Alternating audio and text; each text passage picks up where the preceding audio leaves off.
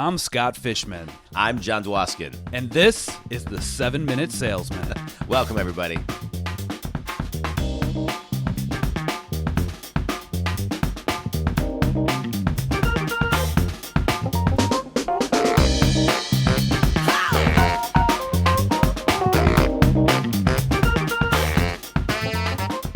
Hey, Johnny, what's going on? Fish, how are you today? I'm doing great, my brother. How are you? I'm doing good. Good. Good. A lot to be grateful for, even though it's been kind of an insane couple weeks. But it's always good talking to you and the 7-minute community. Absolutely. What do you want to talk about today, man? Well, I think one of the things that we kind of chatted about right before we hopped on today is really the importance of mindset this week. There's been a lot thrown at really everybody in the world, and sometimes it's a lot to our nervous system. And this week on Monday, it's, I think, really important to start the week. I think that actually starts maybe on Sunday night, going in with the right mindset. And because I think there's a lot of we can choose from, but I think to be positive and focused and a grateful mindset is really important for this week specifically. Yeah, absolutely. John, you know I'm a mindset guy, so I'm Yeah. excited to hash this out with you. And it's very important, as you know, with everything going on in the world right now, having the right mindset is key. Yeah. So Yeah. So we talked go about 5 different things that we're going to put together here, and yeah. I would love to have you kick it off because I just interrupted you before you're about to kick it off. No, not at all. Not at all. It's a fluid conversation. So to kick it off, I think the first thing is control what we can control. There are a lot of dynamics coming at us, and we have to control what we can control. And I think a couple things just to get the conversation started of what we can control are we can control the amount of outgoing calls that we are making to our clients and our prospects to just touch base and connect and see how they are. We can control having our to-do list set and ready to go. And we can control having 3 leading specific and measurable activities, which we've talked about on a lot of shows, ready to go and grow our business. And we can control just being there to talk to our clients when they call us and be ready to have enriched conversations, because I think people are really craving those. Right. I agree, John. And it's so key. I love how you just talked about all these things we can control. And if we're talking about that, we should also talk about things we can't control that we shouldn't worry about. You know, there's so many things, like a lot of people working from home. Hopefully most people right now are working from home that are listening to us. Yeah. And if you think about this, what's one thing that we all rely on when we work from home right now is the internet. And we can't control when the internet goes down. We can't control when all of a sudden we're going to drop a call because a network goes down. We can't control when someone else's network goes down and we drop a call. So at the end of the day, control what you can control. Worry about what you can control. For instance, I actually was on some calls this week where my voice over IP phone decided to stop working. I picked up my cell phone and just called the prospect right back. Yeah. Like it's that simple. Like, people understand. We're in a situation right now where people understand if your dog is barking. Yeah. You know, it's life. They understand if a baby's crying in the background. They understand if your wife walks in and says, "Get off the phone, we have to do something." They understand these things. You know, at the end of the day, we're human. So if you can't control it, that's okay. Don't worry about it. Yeah. And you know, and Fish, and we've talked a lot on this show about just connecting emotionally with your clients. And that's just another deeper way. I mean, that's just real. People want to get to know you on that level, especially now. And I've shared, I can't remember if I shared on this show, but you and I were talking about it. My printer is in this office. So I told my kids and my wife, like, if you need to come in, and I'm introducing them to clients as they walk in, because it's via Zoom, because it's just, everybody kind of has to live right now. So yeah, it's important. And they get it. And it's funny, I audit a lot of phone calls for my people, and one of the things that I'm hearing a lot of is just, thank you for answering the phone. Mm-hmm. Like, it's so wild. Like, people, I think right now we're craving that human interaction more than anything else, because everyone else is doing this work from home thing. So we're all a little bit isolated, but also just knowing that they can call a business and someone answers Yeah. helps. Yeah. Anything that gets people feeling connected. I Right. agree. All right, good. Fish, take us to number two. Right. So I think number 2 and number 3 are closely entwined, and I'm going to kind of tie them in together. Yeah. The first one, the piece of it for number 2 would be, what is your new center? Like, figure that out. Like, how are we going to get there? So these kind of go hand in hand, but figuring out what your center is, because you had a different schedule, you had a different flow, you had a different rhythm, getting in the car, driving to work, getting there, grabbing your coffee, maybe making a bagel, maybe doing this. You had your whole routine. Then you had your, your morning. Then you went to lunch, or you brought lunch in and you had your lunch. You might have worked through lunch, maybe you didn't. Then after lunch, you had a routine up until the end of the day when you left the office. If you're a smoker, you probably had like 15 breaks in the middle of that, and hopefully you can quit doing that soon. But Yes. at the end of the day, you were in a rhythm, and now we have to find that new rhythm when you are literally waking up, walking 50 feet into your office. Yeah. I think that well said, Fish. And the only thing I would add to that is I think sometimes when we're in our normal settings and we're not used to working remotely or at home, we have those kind of spaces where even if it's walking to get our mail or walking to the cafeteria or something where we take some alone time and we can just breathe and kind of get kind of some alone time, those quick moments at work. And I think working remotely and at home, it's just as important to not forget to kind of take a moment to breathe. It doesn't take long. We talked about it a lot on the show, but I just want to kind of recap, a way to get you out of fight or flight is just 3 deep breaths, right? 3 deep breaths in and out. And then on your third exhale completely, hold that for a little bit, and then inhale and hold the inhale for a little bit. It gives oxygen to your brain. And whether you do it that way or any other way, take 10 deep breaths. Just don't forget to breathe during all of this. I think it really Yes. helps get people grounded and back to center. Yes. I'll share a funny anecdote this week. I had someone who had a question for me. And I, during the week when I was working in the office, basically 6:00 was my cutoff time. 6:00 Eastern time, I was shutting down. I was just wrapping up my day. So someone had hit me up with a message with a question, and I said, "Oh, you caught me just as I was leaving." And she responded to me and she said, "Well, aren't you working from home?" And I said, "Yes, but I was just leaving my dining room table where I'm working from home because I have to kind of bookend and cut it off." And I think that's very important because we will in times like this when we're working from home.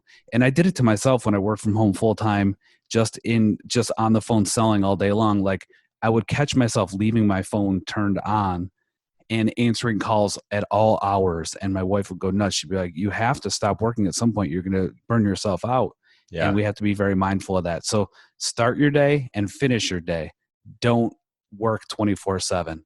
No matter how much you want to, no matter how much more money you can make, take a break. People will understand if you're not working at 11:30 at night. Yeah. And you know what I think, Fish, too? I think more people will understand today versus any other time, because today I was sharing with you a stat that it was on Meet the Press this morning, and it was John, you're fancy. You watch news shows. 118,000 schools are closed, and that impacts 53.7 million students. Everybody's home right now, and everybody's really, a lot of people that I'm talking to are really valuing this time with their family. And so I find more people are having dinners together. And so people just, I think, get it. I know I've told a couple people, "Hey, I know I told you I was going to get something to you by 6:00, but I'm kind of getting used to my new routine. And I didn't realize that that I forgot that I was actually having dinner with my family every night. So I need to kind of push it to, XY, like 10:00 tonight or something." And, and people get it. People get it. I'm still getting used to my kids not being with their friends or at tennis or, basketball, or just a crazy schedule. Right. So, And as we're doing this, we talk about finding our center and how to get there. I don't think we're going to find it in just the first few days. no. So it's kind of a gradual process. So this past week, I took on a lot. I put a lot of stuff on my to-do list. And I looked at it today as I was putting together my list for this week, and I was like, let's pare this down a little bit. I Yeah. was a little bit aggressive, but it's going to be a learning process. It's going to take a little bit of time, but once we find center, we can really, really dial it in and take advantage and really streamline our business and get to the next level. I really Yeah. do think that there should be no reason why we have to take 10 steps back just because we're working from home.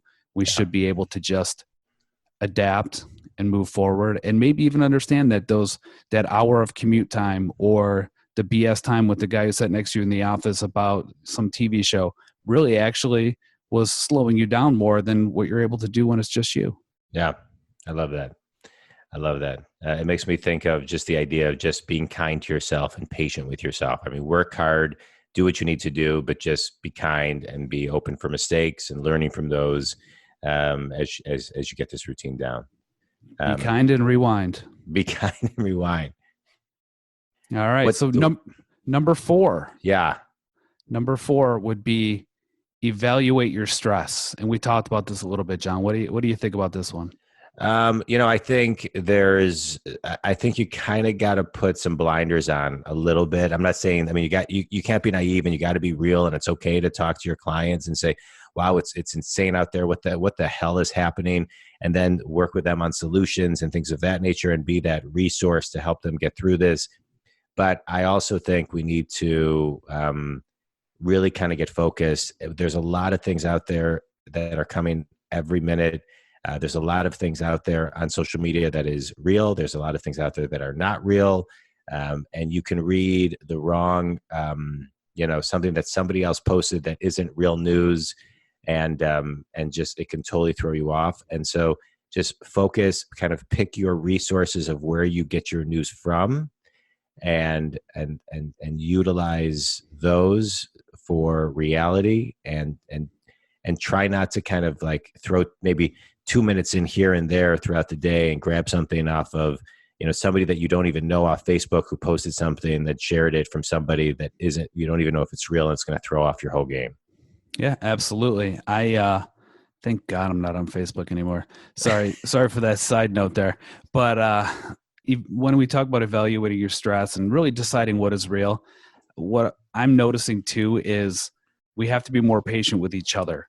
Like I had a client who came at me really strong about something on Friday afternoon, and I kind of reread his email a couple times, and I'm like, there are some expletives that he threw in there, and I kind of reread it, and I'm like, he's just stressed. I'm like, this is not pointed at anyone. This guy is just kind of freaking out about something that he doesn't need to freak out about, and this is knee jerk. Let's take a step back. Let's give him a chance to walk it back. And I just hit him up. I was like, hey, I got your email. I feel your pain. I understand what you're stressed about. Let me let you know that this is not going to be a big deal. We're going to come out of this, and this is all going to be fine. You have no reason to stress. I got you. Yeah, and he that's thanked important. me. He really said, he's like, dude, I so overreacted. That was immature. I'm like, it's going to happen. It is what it is. Well, we're dealing with a lot of people who are really stressed, and we have to, like you just outlined, seek first to understand before being understood, and just be patient, and not only kind to ourselves, but kind to others as well. Yes. Yeah. All right. Number 5, get organized. Organize our workspace and our schedule. I'm a big fan of organization, to-do lists, and getting organized. Recently heard a stat that we waste 80 hours a year just looking for things. And this is a great time while we're home to maybe organize things that we look for, because we can add 80 hours a year to our world. Yeah. Yeah. And I think it's getting organized is huge. One of the things that when we realize we're going to have to work remotely, I have a great work from home setup, and it's, very comfortable. It's state of the art, whatever. And my wife needs it for her job. So I had to go and create my own setup, which is literally my dining room table, tablecloth included, just stuff strewn all over the place. And I've been working there, and it's just like we're talking about finding a new center. I've been evolving it throughout the week, making it work better, getting the internet dialed in a little bit better, getting just the equipment dialed in a little bit better. And I looked at it this morning and I said, gosh, this is a mess. Yeah. So I told my wife we were taking our daily walk, and I said, Yeah. all right, so let's give me an hour. I want to clean up my new office a little bit, and I want to make sure that it is dialed in so that way when I start work Monday, I'm not looking at a rat's nest of wires. I'm Yeah. not like reaching across somewhere while I'm on the phone and my headset wire is stretching and pulling my computer out of the wall, and all these things. So like I said, let me dial it in a little bit further and just have it clean. Which is, for me, you and I have known each other for 30 years, over 30 years. Clean is not necessarily, well, maybe clean. Tidy is not necessarily my forte. I am a clean person, but I can, I've organized chaos, to say the least. But also schedule your time, and that ties into our finding our center. Figure out what your new schedule needs to be and where you can be the most, I guess, get the most bang for your buck out of your day, for sure. Yeah, I love that. That dining room table is where we filmed our first episode of 7 Minute Sales Minute. So yes, it is. I love that table. And I was just watching, I've been watching, especially during this time, a lot of Curb Your Enthusiasm and a lot of Friends. They're just like, there's nothing stressful. Mm-hmm. I shouldn't say that. Curb Your Enthusiasm is stressful, but it's funny and it's good humor and it's a lot of laughs. But I just watched an episode when Ross was dating Rebecca Romaine, and he goes back to her place, and she's just like this, beautiful model he's dating, and then her place is a mess. Have you ever seen that? Do you remember that? It's like it's completely unorganized. Anyway, just made me think of that. I can relate to that mess, by the way. But it is important. I agree. Get your routine down. I echo everything, Fish, that you just said. It's important. And just be organized. Even know where your pens are. Have things laid out the day before, and just do your best to save the minutes. If you can save 4 minutes a day, that equals 24 hours a year. So it's just really be sensitive to your time. I'm going to close with one thing, and then I'll let you close it, Fish. Right now, these are ever-changing times. These are changing moments, changing minutes, changing days. Do your best this week to just stay focused minute by minute, day by day. Don't start thinking too much about tomorrow. Just do your best to hyper-focus today. Be of service to your clients. Be there to communicate with them. They are craving rich conversations with you, to want to know how this makes sense to them. Be there for them, and just focus and have a mindset that you're going to get through the day. It's going to be productive. It's going to be positive, and control what you can control. I love it. I don't have much to add to that, John. It was very eloquently put. I do just want to add, just be a human in times like these. Just be there, have human contact. Don't put on the sales hat. You don't need to. Just actually be there, provide service, provide value, and you will win. I promise. Yeah. Amen. Well said. All right. Thank you for listening, everybody. Thanks, everybody. Thanks, Fish. All right. Thank you, John. We'll talk to you soon. Thanks, everybody, for listening. Now, no excuses. It's time to put everything you listen to into action. Stop bullshitting yourself. Stop lying to yourself. Stop listening and doing nothing with this information.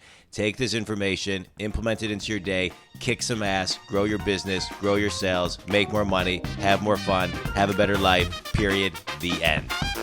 What he said.